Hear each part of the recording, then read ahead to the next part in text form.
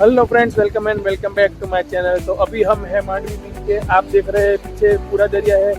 आप पहले ये देख लो कि हम कैसे अहमदाबाद से मांडवी बीच आए हैं। और हमने सुबह जेसल तोरण की समाधि भी घूम के आए अंजार में। तो उसका भी थोड़ा मैं आपको डिस्क्रिप्शन देना चाहूँगा। तो कंटिन्यू बने रहे, आपको यहाँ तक की जर्नी पूरी देखने को मिलेगी और इससे आगे भी जो जर्नी है वो आपको दिलचस्प रहेगी। हेलो फ्रेंड्स, आज से स्टार्ट हो रही है मेरी कच्छ रोड ट्रिप सीरीज। आज का सफ़र होने वाला है बहुत ही खास। हम निकल रहे हैं अहमदाबाद से गुजरात के सबसे अलग और खूबसूरत रीजन की तरफ, जिसका नाम है कच्छ। इस व्लॉग में हम कवर करने वाले हैं अंजार, मांडवी बीच, आशापुरा मातानो मठ और फाइनल डेस्टिनेशन नारायण सरोवर। तो चलिए शुरू करते हैं कच्छ सीरीज का फर्स्ट एपिसोड।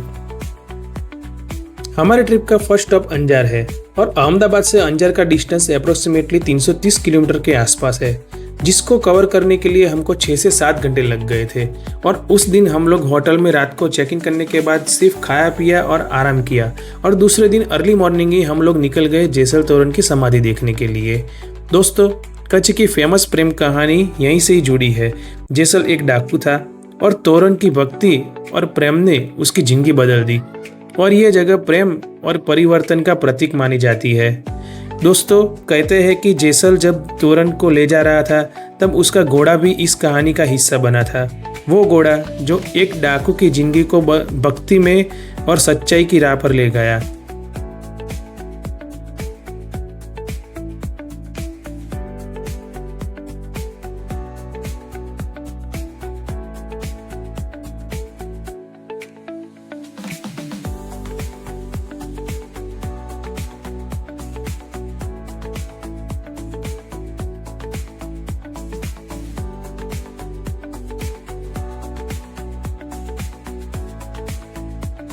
अंजार में आपको चाकू और छुरियां मिलती है जो मोस्टली हैंडमेड ही होती है।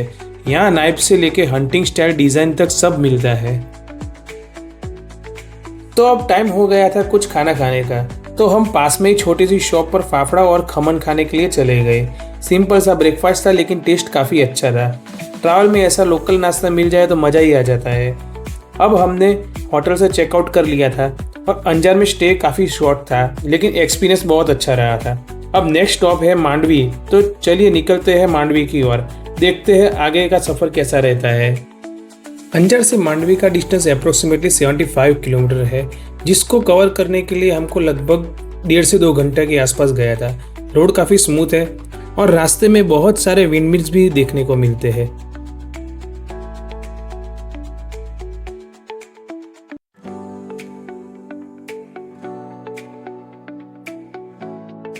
मांडवी आए और यहाँ की फेमस दाबेली ना खाए ऐसा हो ही नहीं सकता।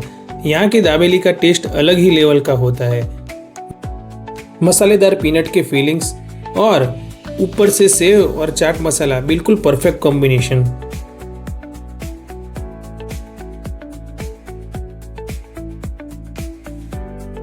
दाबेली खा के हम लोग निकल गए मांडवी बीच के लिए। मांडवी सिटी को क्रॉस करके ही जैसे बीच के पास पहुंचे तो लाइट हाउस दिखने लगा।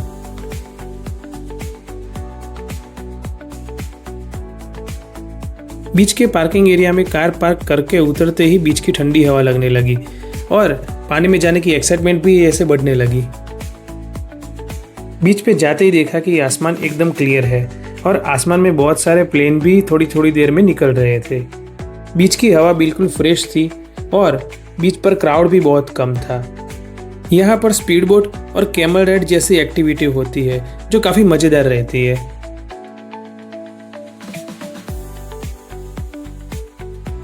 पता है दोस्तों, रोड ट्रिप में सबसे बेस्ट मोमेंट क्या होता है? जब आप इतनी लंबी ड्राइव के बाद ऐसे बीच पे खड़े होते हो, सामने सिर्फ समुद्र, साइड में ठंडी हवा और दिमाग बिल्कुल ब्लैंक हो जाता है।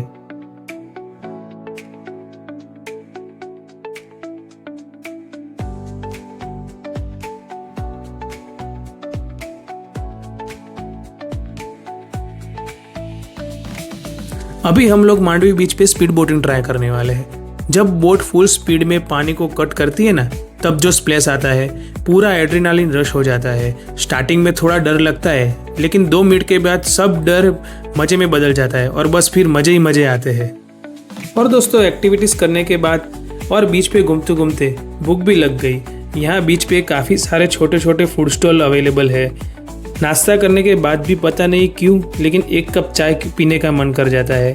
ट्रैवल में चाय का अपना ही कुछ अलग मज़ा होता है।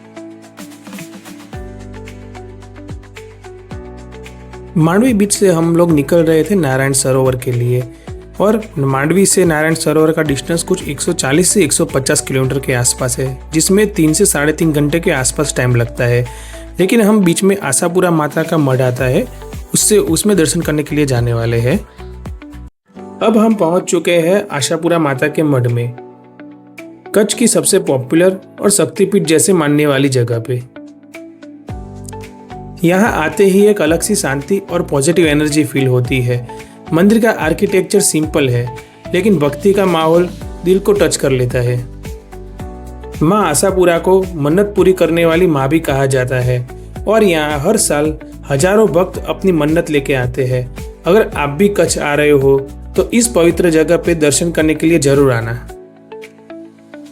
हम पहुंच चुके हैं नारायण सरोवर, जो 60 से 65 किलोमीटर होता है आशापुरा माता के मठ से, जिसको कवर करने में अराउंड 1.5 से 1.25 घंटा जैसा लगता है।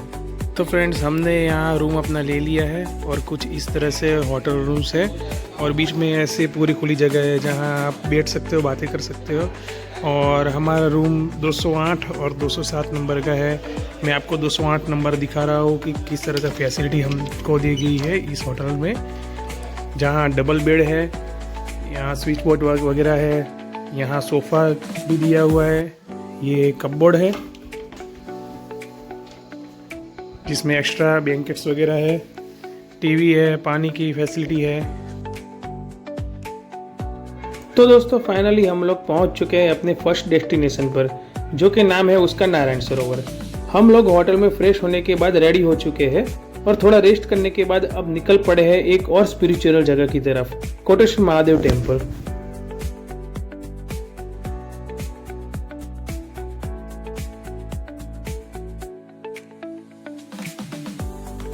कोटेश्वर महादेव टेम्पल पहुंचते ही हमने कार पार्किंग में लगाई और जैसे ही बाहर निकले बहुत तेज हवा चल रही थी। समुद्र की लहरों की आवाज और हवा का जोर पूरा माहौल ही पावरफुल लग रहा था।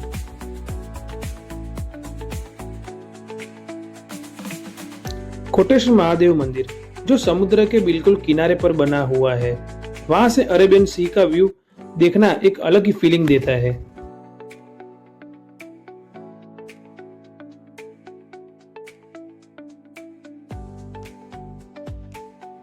सच बताऊं तो ट्रिप का ये पार्ट मेरे लिए बहुत ही स्पेशल है, क्योंकि यहाँ स्पिरिचुअलिटी भी है और नेचर का पावरफुल व्यू भी है। जैसे जैसे सूरज धीरे धीरे समुद्र के पीछे छुप रहा है, पूरा आसमान ऑरेंज और गोल्डन रंग में रंग गया है। सामने लहरों की आवाज, ठंडी हवा और महादेव का मंदिर, इससे दिन की परफेक्ट एंडिंग और क्या हो सकती है। यहाँ खड़े होके लगता है जैसे टाइम थोड़ा रुक सा गया हो। बस नेचर का ये खूबसूरत नजारा और अंदर एक अलग ही शांति। अगर आप कभी भी कोटेश्वर टेम्पल आओ तो सनसेट मिस मत करना। ये सिर्फ व्यू नहीं, एक याद बन जाती है। कोटेश्वर महादेव टेम्पल के दर्शन करते करते रात हो गई और फिर हम वापस होटल की तरफ निकल गए। सफर का थोड़ा थकान फील हो रहा था, इसलिए होटल आकर फ्रेश होकर हल्का सा डिनर किया। खाना खाने के बाद थोड़ा मूड रिलैक्स करने का मन कर रहा था, इसलिए हमने खुद ही लकड़ियां ढूंढ के बॉनफायर किया। तो चलिए दोस्तों, जैसे कच्छ टूर का आज पहला दिन खत्म हुआ, वैसे ही हमारे ये व्लॉग भी खत्म हो रहा है। इसलिए अगर आपको ये व्लॉग अच्छा लगा हो तो लाइक करना, शेयर करना और सब्सक्राइब करना मत भूलना।